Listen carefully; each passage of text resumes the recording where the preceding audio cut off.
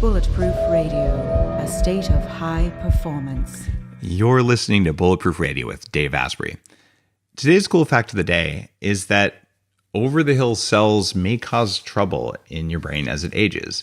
There's cells called senescent cells, which accumulate as you age, that are still alive, but are in a state of sort of suspended animation. They stop doing their jobs and they stop dividing. And scientists have figured out that getting rid of those cells in your body extends the lifespan, at least it does in mice.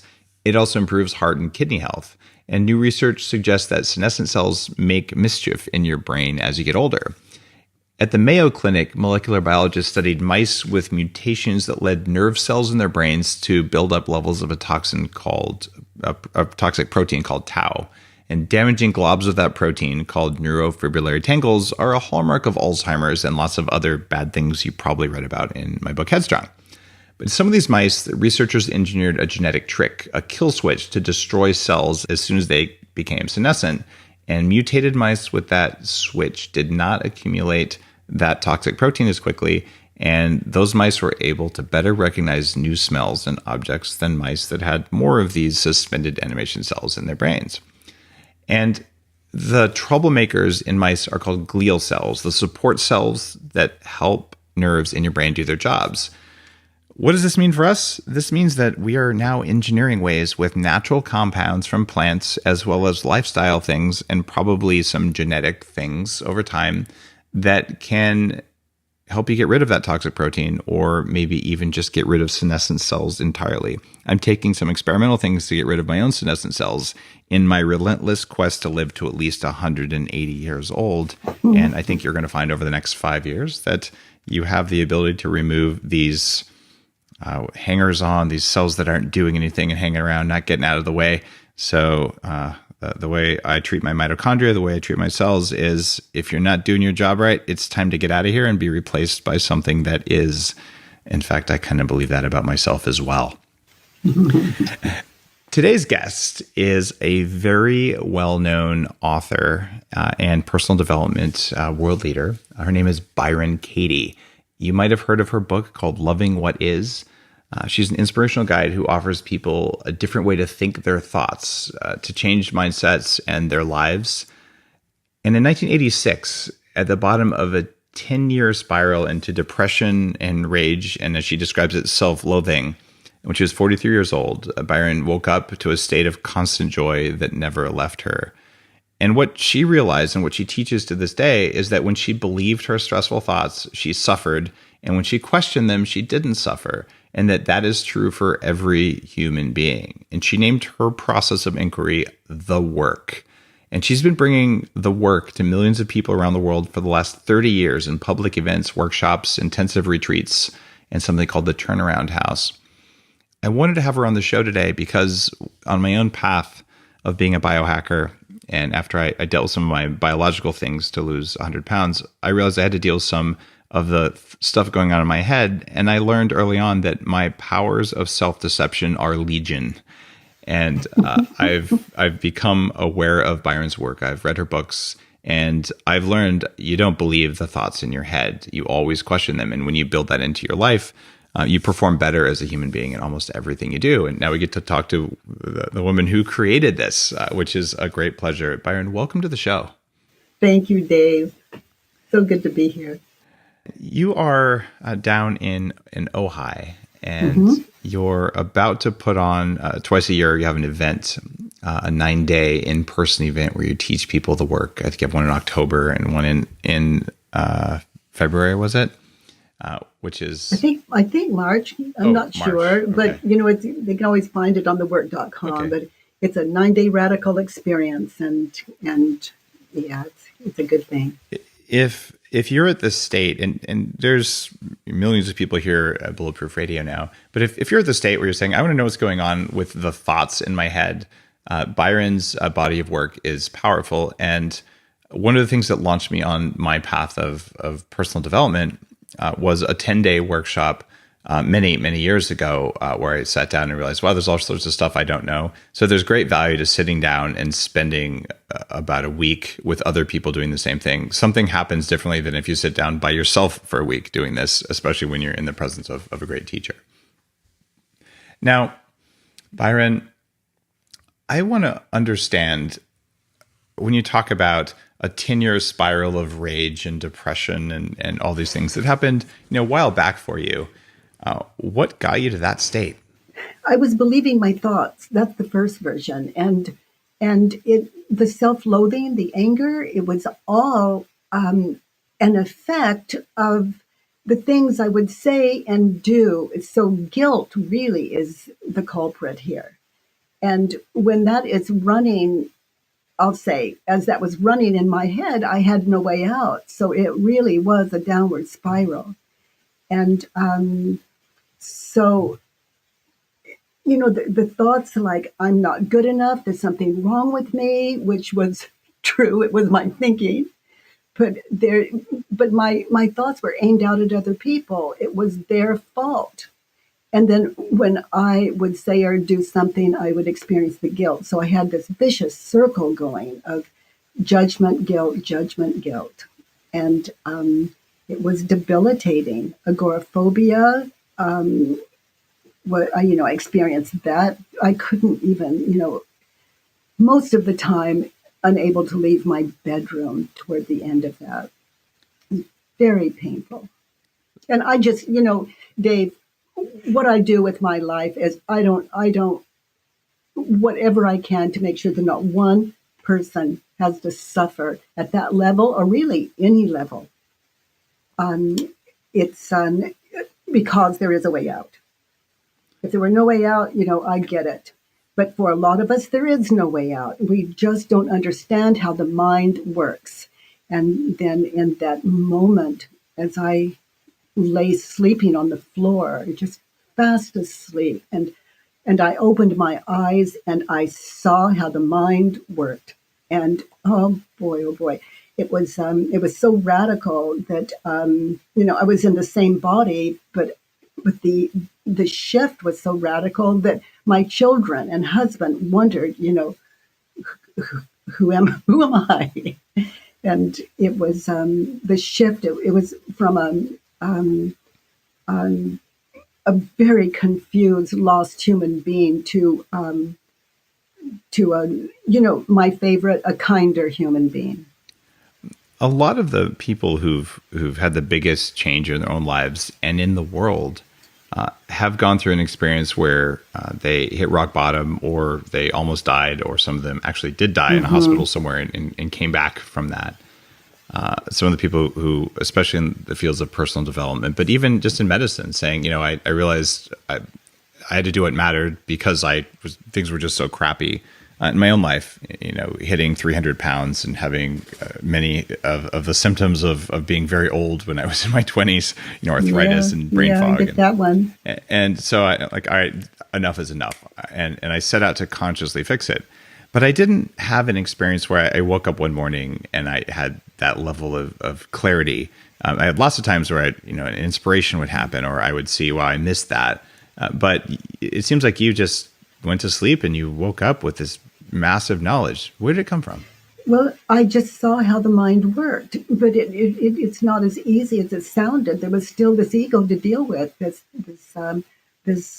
personality to deal with. So it was like there were two of me. There was this wisdom and understanding the cause of suffering. And I literally designed what I call a Judge Your Neighbor worksheet. I literally would sit and identify the thoughts that were running through my head, the crazy thoughts. And it's like I was unaffected by them. I saw they were crazy, but out of respect for the ego, I identified them. I put them on paper, and we began to make love. Seriously, the mind making love with itself. For example, if my mind would say there is, something terrible is going to happen, I would write it down, and I would just sit the mind with the mind, just sit it down Is it true? Something terrible is going to happen. Can you absolutely know that it's true? Terrible is going to happen. And then to notice how I reacted, what happened when I believed the thought. And that's where people's blood pressure goes up. That's where the heart begins to race. That's where the physical stress and wear and tear in our bodies from the emotional like that began to happen. And how do I react when I believe the thought? I see images of all these images of something terrible is going to happen, and they're false images. They're images of a false future. They are not images of now. It's fake. It's like fake news. and then images of the past when everything was wonderful, images of the future when it's falling apart. And so when we're experiencing those emotions, we're coming from that movie. That is the cause of all suffering. When we believe our thoughts, they're not strong without the movie. So you have this movie. The thoughts are the soundtrack we believe onto it. And then the fourth simple question, who would I be without this? Who would I be without this past, future, just now? And then here's the world. And that's how you get in touch with nature, your true nature. And out of that comes, our choices radically shift because we're sane. And there's no mind there to argue or talk us out of what we know is right in our life. I just, it was just that simple for me. And then something terrible is going to happen. Something wonderful is going to happen. Well, it just did. I'm present. I'm out of the dream. I'm present. Nothing more wonderful than that. I had an experience once years ago, and I've done a lot of my personal development work with neurofeedback, where I have a computer sort of helping me know when I'm playing a voice or playing a story in my head that isn't accurate and all. And I was doing some self-inquiry, and the little movie that you're describing in your head, I was pushing on sort of asking for what I wanted. Like we needed to move into a bigger house, and I'd had some resistance and just in my family from that for whatever reason. And I was frustrated by it, but instead of admitting the frustration, or at least admitting to myself how frustrated I was kind of watching the video in my head with electrodes, and my consciousness presented an image of me pouring gas on myself and lighting myself on fire. And this was so this is something I would never do. I've never been suicidal. I've never thought of something like that. And that was just so absurd because I had developed the ability that you're describing to sort of watch it and look at what's going on. And I started laughing. And I'm like, seriously? Like this is clearly not me. What's going on in here? And it was that ability at that moment to switch into an awareness of what's really going on. And I was like, okay, there's totally some irrational fear going on here. And being able to see that for what it was as something that would never happen, but it was my body working to distract me from doing something that it firmly believed was dangerous to do. Not pour gas on myself, but to actually say, look, like we're moving into a bigger house already because I need the space so I can do the bulletproof stuff, and because kids will be happier, and all the reasons I wanted to do it. But to just be insistent on something that was a requirement for whatever reason, I don't know why. There were parts of me that were uncomfortable with that, and I got through it, which when I read your books, that feels like one of those experiences where you talk about becoming aware of the video in your head. Yeah, false self. It's there's the images. It's like if we wonder what we had for breakfast this morning. If we look back on that you can see yourself at breakfast. That's self. You at breakfast, and you see yourself at dinner tonight. That's yourself. That's you at dinner tonight, and it shows up that vividly in your mind's eye, and we don't even realize it's going on, and until we begin to wake up to the mind, and what's real and what's not. But you see this, you at breakfast, you at dinner, and then here I am sitting here now. So I just it's just clear, what self am I? This is the answer to who am I, not that. not that of the past, not that of the future, present, present. And it's everything we need to do can only be done now. And in a sane state of mind, we're really unlimited, or I can say that I experienced that in my life. How does your work, or the work, as it's called, apply to people who are maybe engineers, people who are successful in their careers and saying, maybe I want a little bit more? Do you find that it works for them, that it's attractive for them? Absolutely. Or is it too out? Absolutely. Too out there? If you're an engineer and you love what you do, then question anything that would slow you down, stop you, anything that would prevent you, like you, from buying a larger house. It was nothing more than what you were thinking and believing. And it could come out the other way, but you're going to come out sane and right with yourself. Not to buy the house until another time. It was time, and we're good with it. And we do things that we don't want to do, but there's no situation we can't make peace with, because now is when we need the peace. Now is where this matters. If you were to describe what you do to someone who's never come across your work, how do you describe it in a couple sentences? Is there a way to do that? Clear the mind. Got it. That is the shortest description of what someone does. 3 words that I've ever seen, but that's actually a very powerful description. If I don't love what I think, I don't love what I see. Yeah. Because life is what we believe it to be. So I look out, and what I believe onto the world, like we put all these Post-its on what we see. And if we believe it, if those aren't, if those thoughts aren't, if they're not, I'll say it this way, a match to the heart or our true nature, if I don't like what I'm believing, I'm not going to like what I'm seeing. So the way to love the world is to, for me, was to question anything unlike that emotion. And for me, love is center. I think you've landed on something powerful there. If you go through the 4 questions that are in your books in the process of clearing your mind, what clearing my mind did for me is it frees up a huge amount of energy to do stuff that matters.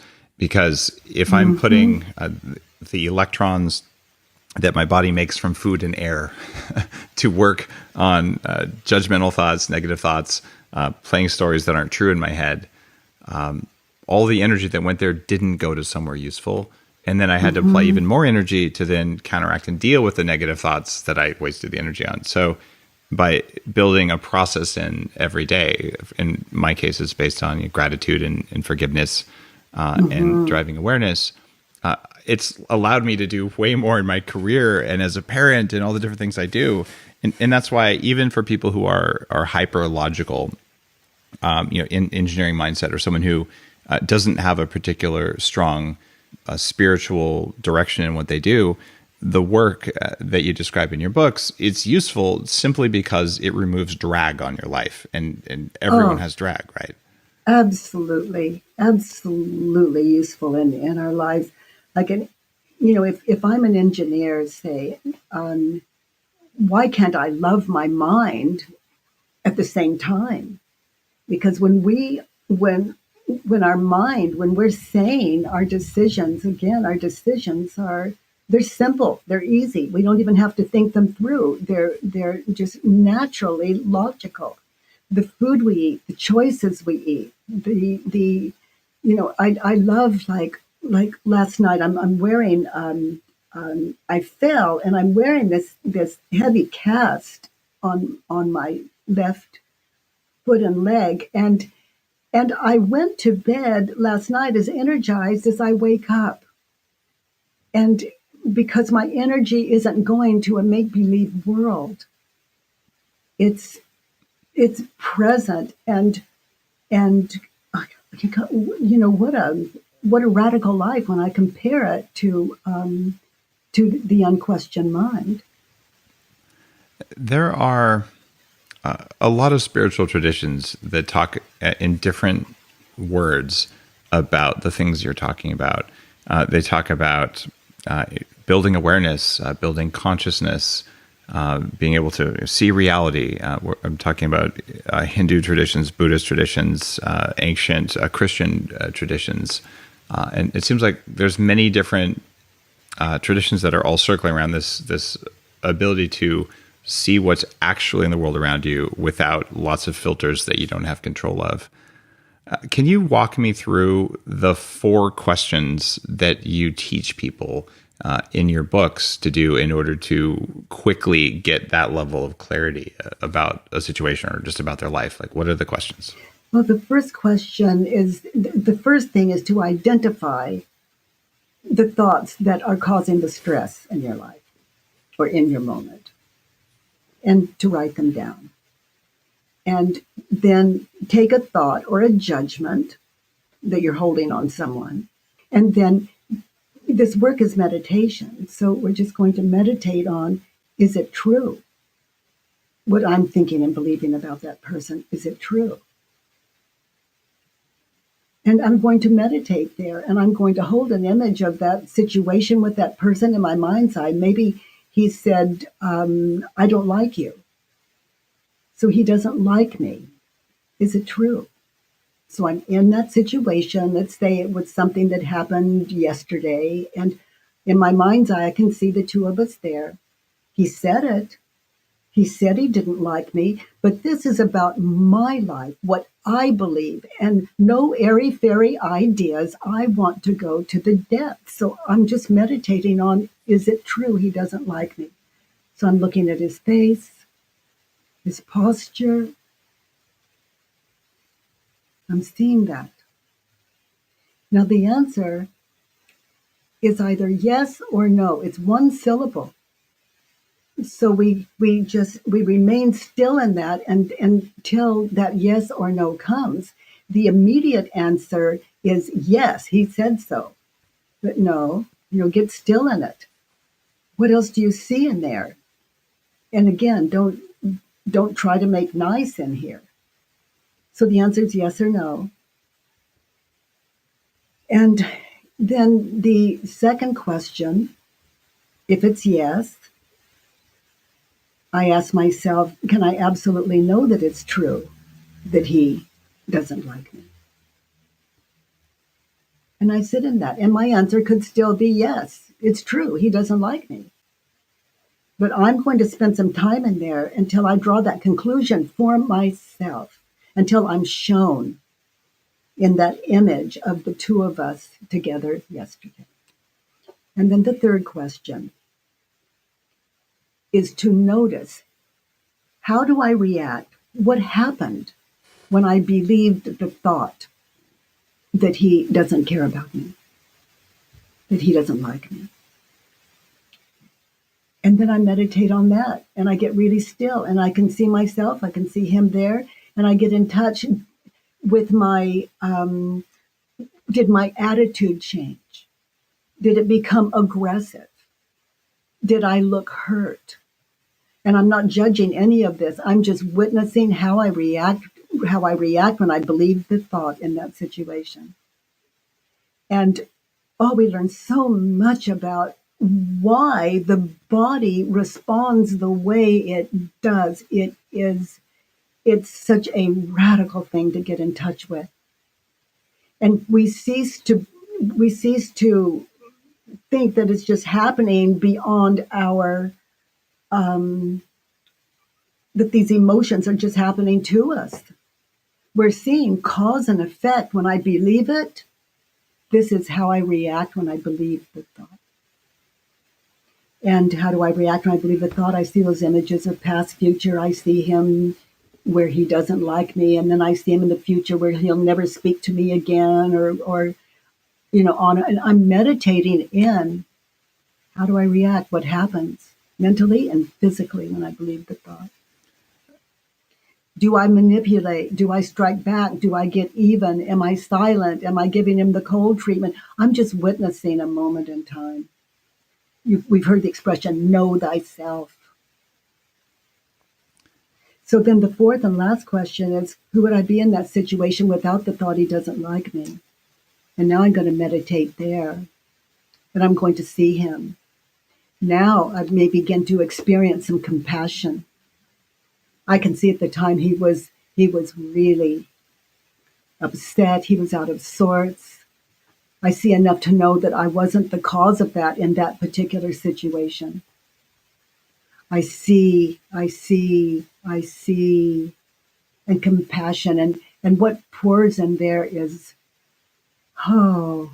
it's, it sounds odd, but it's just our kindest nature shows up. And we get in touch with that at the same time as well. And then I invite people to turn it around, to just flip it over and to try it on like a new pair of shoes. Just try it on. Does it fit? He doesn't care about me. Turned around. I don't care about him. Okay, so where was it in that situation I wasn't caring? Where was it I attacked him?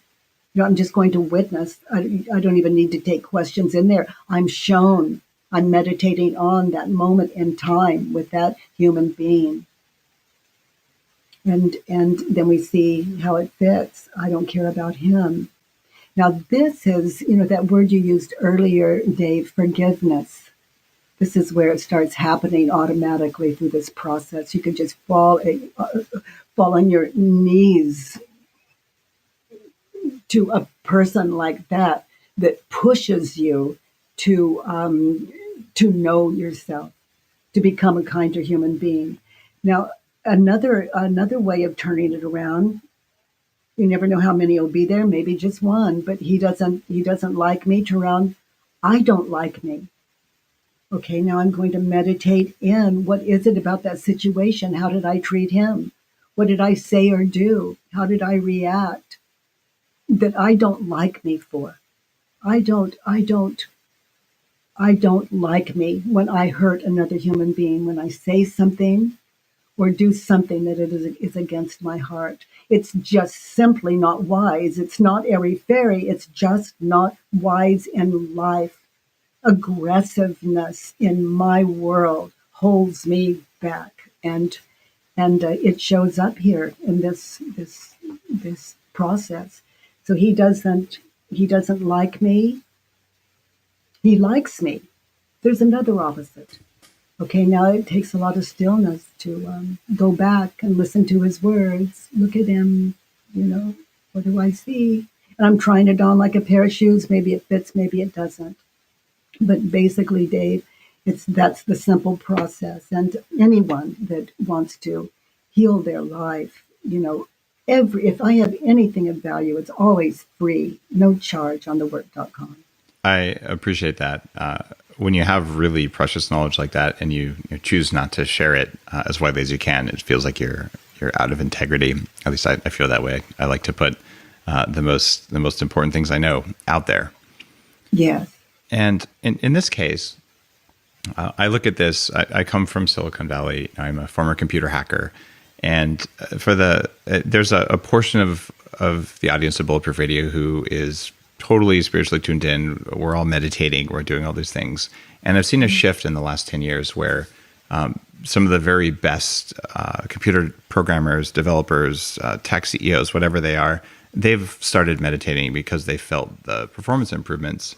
Yeah, they're hacking their brain. They are hacking their brain. And what you've described there in those 4 questions, when I run it through my own filters, it's a logic problem. And you can take any situation and you could make a little truth table and you can look at all possible solution sets to that thing. And the line of inquiry that your 4 questions in the work invite is to say, all right, let's evaluate both sides of the equation or the problem we're working to solve. And let's look at all possible angles from it, which is what thinking human beings do anyway. But you're providing a framework for doing that, which makes it much faster instead of eventually realizing there's some sort of murky answer in all of this by just putting it in a Q&A format and then putting it in, you always look at both sides of each thing. You end up with a very different solution to the problem. then you would end And up you with end up content. with a friend, and they don't have to like you back. Yeah. And Yeah, but you're connected under all circumstances, connected. And in that, we're excellent listeners. And a connection like that, oh my gosh, being with people changes our lives. It always ups our game. it does up your game. And I love the way you think about that. That's been exactly what's happened in my life.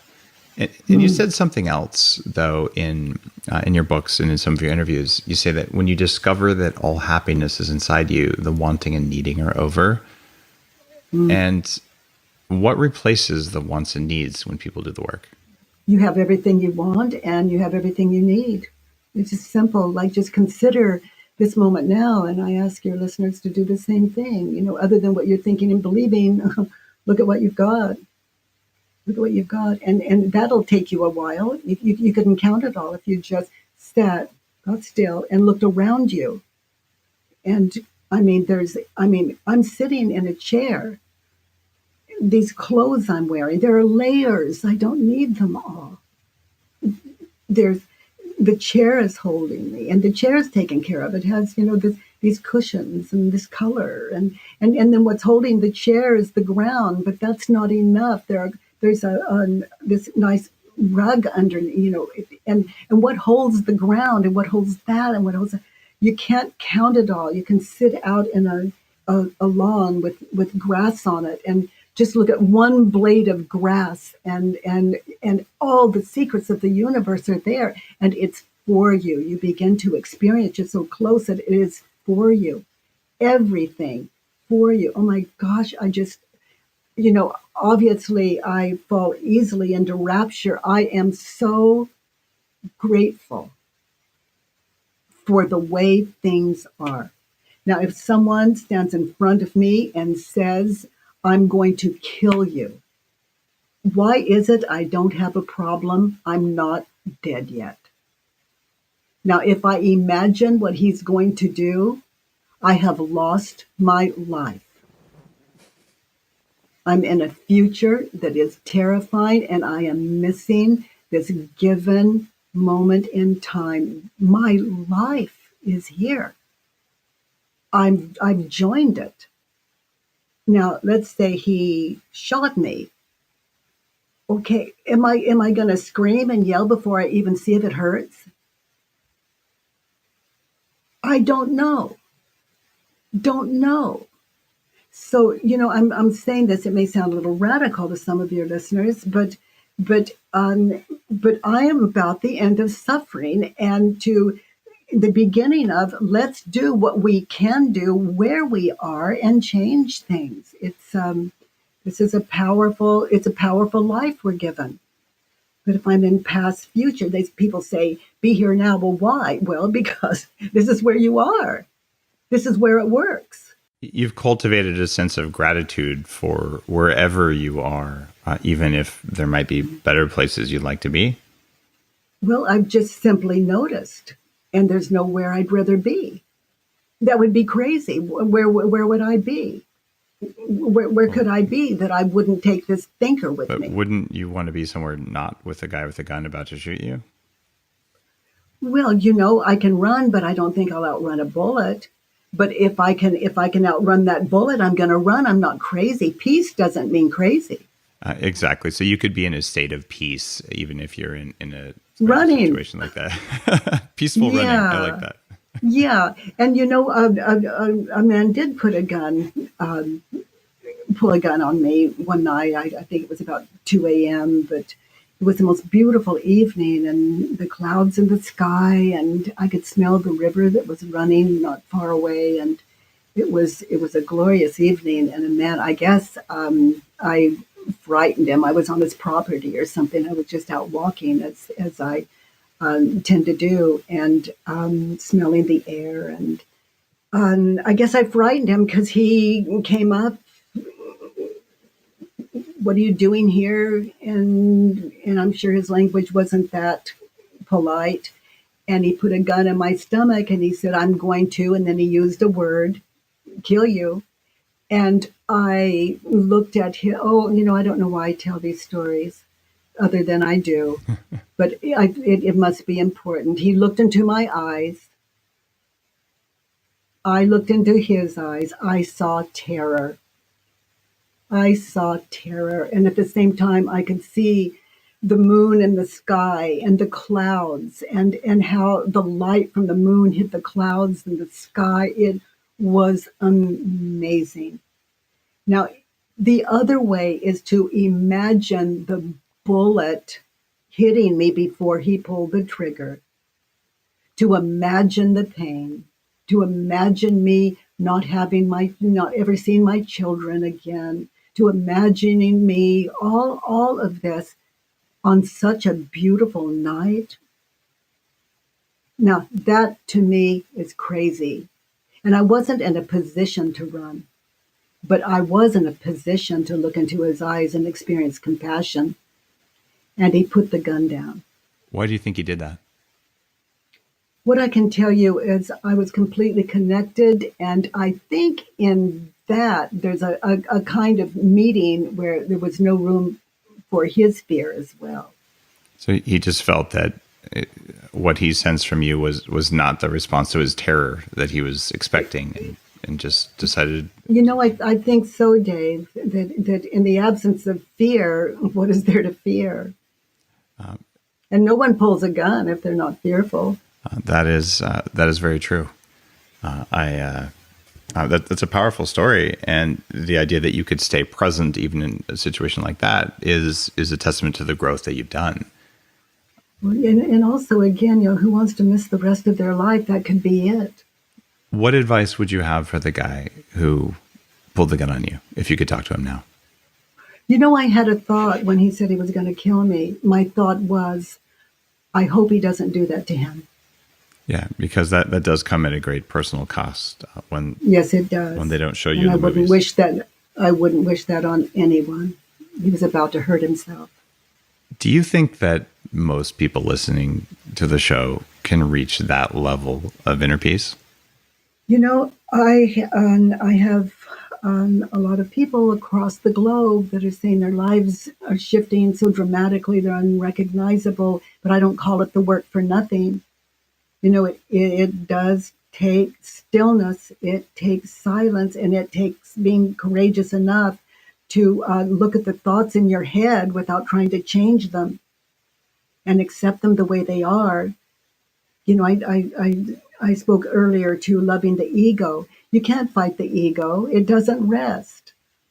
But you can love the ego. You can identify it, question it with the other part of the mind and allow it to speak, meaning to show you, like he doesn't care about me. Is it true? If I get still, the ego is going to offer it all up. And until finally, this last book I wrote was A Mind at Home with Itself. And that's what we're talking about. When the ego is like a lost child. And as long as it's lost, that's frightening. It's a frightened identity. So once it finds a home in itself, that's all it's looking for. So I've given the mind a home. So it's happy there. How do you define the ego? A false identity. He doesn't like me. There's something wrong with me, or I think, or I should, I need, I am Byron Katie sitting here with my friend Dave, and I. So what happens in inquiry is identification falls away. And I just remain not, just like not before and after, but here I am with my friend Dave having this discussion, and I hope it serves people, and I'm present. Where do you think the ego comes from? Why is it there? Well, it's really not. What does that mean? Well, like you just asked a question, and you'd have to go back to the past to leave the impression with yourself that you even said it. So, there's before and after and now. And now that I spoke of is gone. So the ego doesn't live in the present is what I'm getting out of that. No, no, ego it's a will o' the wisp. Why is the ego there? Well, I just spoke to, it's not really, but the ego is it's got to be identified because ego is mind and mind is nothing. You can't take it out. You can't touch it. You can't feel it. It's nothing. It's not even air. So, so it's looking for a home. So its first identification, let's say, is I. Well, that's not much of a home. I am. Well, now it's kind of getting settled in. I am a woman. Well, now it's kind of settling in. Or I would say now I am, I, and now it's he, she, them, me, I. But it's all about this false I. I like to invite people to consider on who would you be without your story, and to just get still in that, and to notice how quickly that story will come. But it's the ego's looking for a home, and because it can't have one, it's mind. It is not a physical. It is not an object. Mind is not object. So I am sitting here with my friend Dave, and who cares if it's true or not? I'm present. I'm at home in myself, and I'm fully aware this body, this object, is not I. But where's the problem? One of the things that's interesting about the English language is that we say, I am hungry, but in most other languages, we would say, I have hunger. Right? And the difference there is that we're so clearly identified with our meat, with our body, and some of it's linguistic, some of it's cultural. When you say that you are, or at least I'm paraphrasing, but it sounded like you said, you are not your body, right? Like mind is not body. Right. So mind is not physical. So then, what is mind if it's not physical? Well, we spoke to it earlier, but mind is false identification. And you know what? You asked me, Dave, so just tell you, mind does not exist. It cannot exist unless it identifies, and that is false identification. Mind isn't body. Isn't that similar, though, to saying love doesn't exist? Well, the nature of everything. I'm speaking out of my own experience. It's like I loathe myself, and now I don't. And what is that self? I don't really care. I'm at home. To me, that's love. Love is balance. It's connection. I used to tell my children, they'd say, I want, I need, and I'd say, oh, sweetheart, make friends with mediocrity. Stay in the center, and I understand why you wouldn't. And balance, center. It's the closest thing to it. No name, no self, and no handicap. There's power and presence. Absolutely. I'd like to get your take on a technique that I use. I recognize that, as I mentioned earlier, my powers of self-deception are strong. I think all humans are, and so if I get to choose the story I'm going to believe about something, then I might as well choose the story that's the least amount of work and the most amount of joy and happiness. So the example, I used to have a very overactive middle finger when people would cut me off in traffic. I had lots of rippling muscles on just that one finger. And So it was always the story was, they're cutting me off because, they're more important. They don't respect me, blah, blah, blah. And in one of the personal development workshops, I just realized, well, okay, I can also say they're cutting me off in traffic because they're on the way to the hospital to see, their mom on her deathbed, right? I have no idea. Both stories are complete BS. But I just choose to believe that story without any facts, because neither story has facts backing it up. All I know is they cut in front of me. And I found that by doing that, it reduces the amount of stress and friction in my life dramatically. Is there Oh, absolutely. is there value to choosing a story that may not be true just because it's more pleasurable than one that is false and unpleasurable? Well, the reason that worked to my mind is that it was just as logical. Right. And so you balanced out. I mean, one is just as insane as the other. You don't know. Right. But you balanced. It could be just as true. And so you got that center place. Is that a technique that you would recommend for listeners? We recognize that whatever story you have might not be true, which is built into your questions in the work, but then to intentionally select the story that is equally less as equally likely to be true as the first story. But rather than saying I don't have a story, just making up the story that hey, the universe is conspiring in my favor. It's not true, but you can still choose the story and say, since I'm going to choose the story that isn't true, I might as well choose, or one that I don't know to be true, I might as well choose the one that makes me feel the best. Or is that still self-deception that's going to be harmful in the long run? Okay, so here's what I would say for your listeners is try this one on.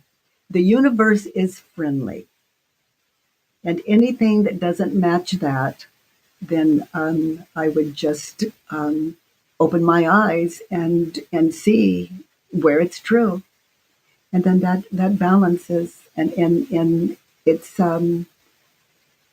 doesn't have to be such an individual thing. We can just take one and keep it. And I'm for the end of suffering, and what you described, beautiful. And the universe is friendly.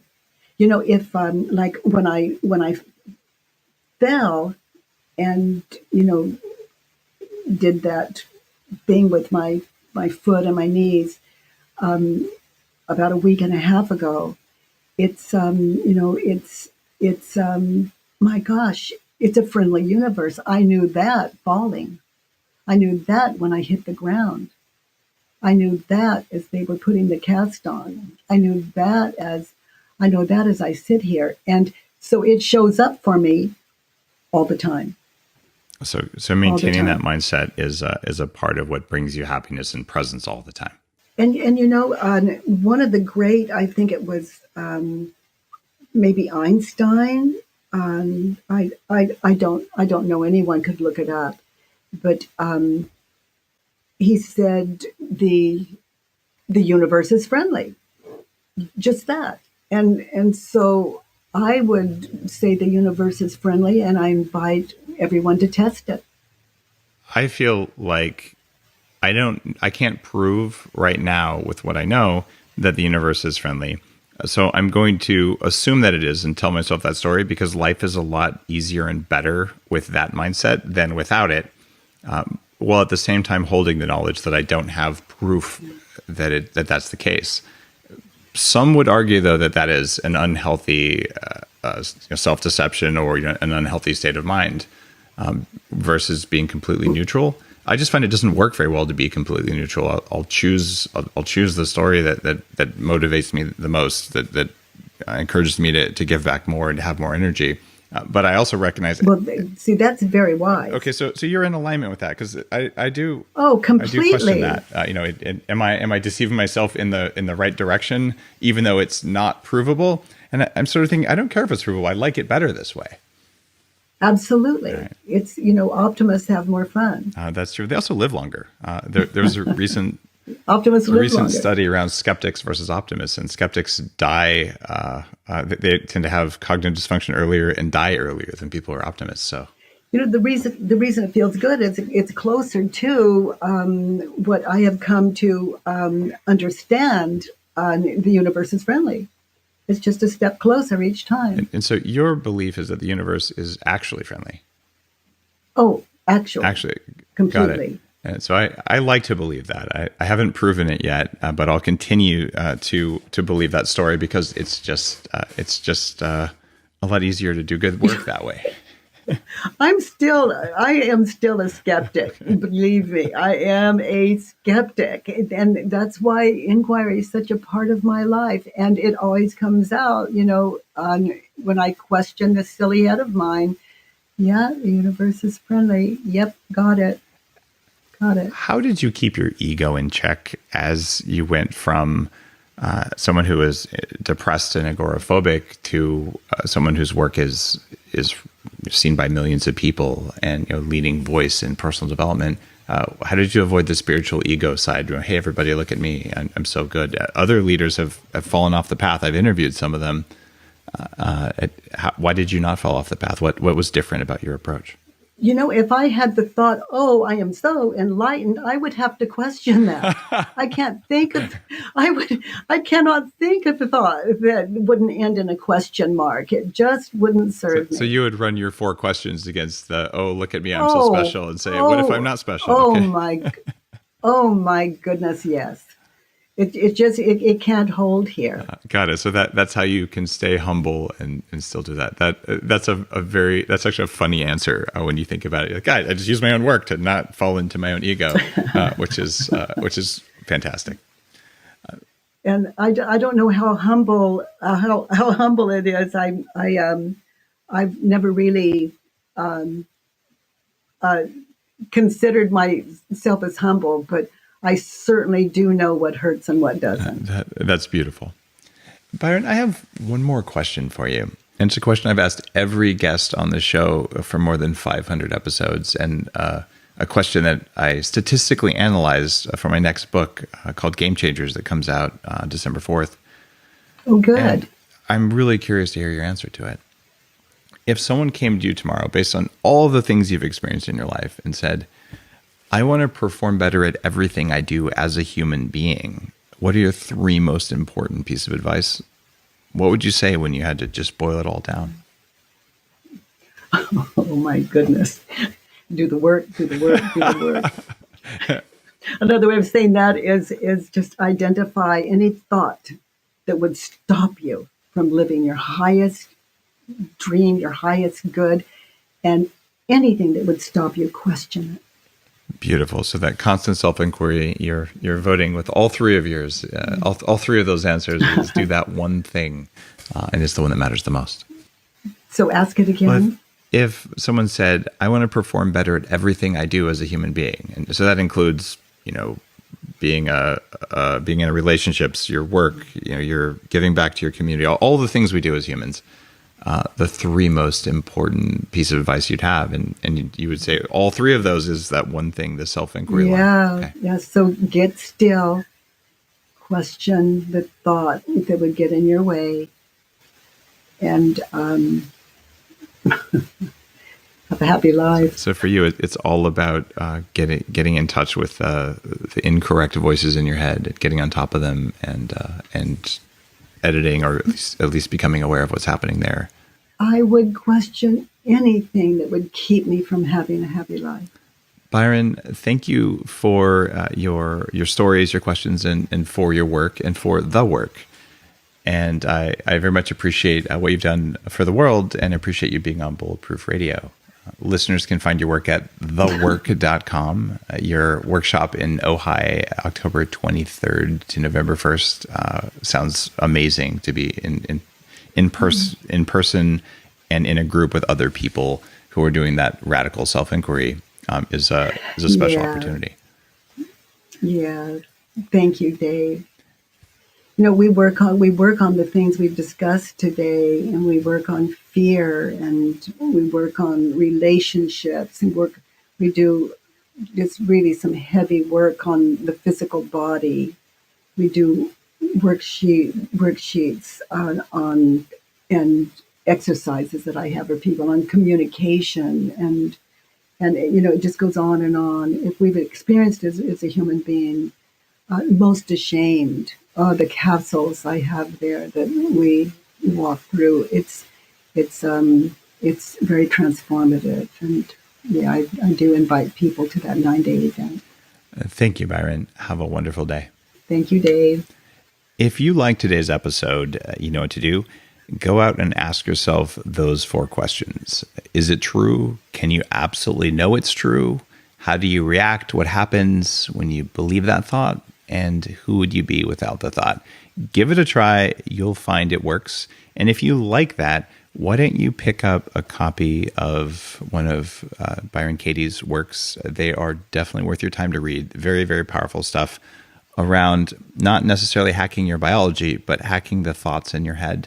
When you look at the definition of biohacking, and changing the environment around you and inside of you so that you have control of your own biology, the thoughts you have control your biology, and getting on top of those is as powerful as putting the right stuff on your plate. Thanks for listening.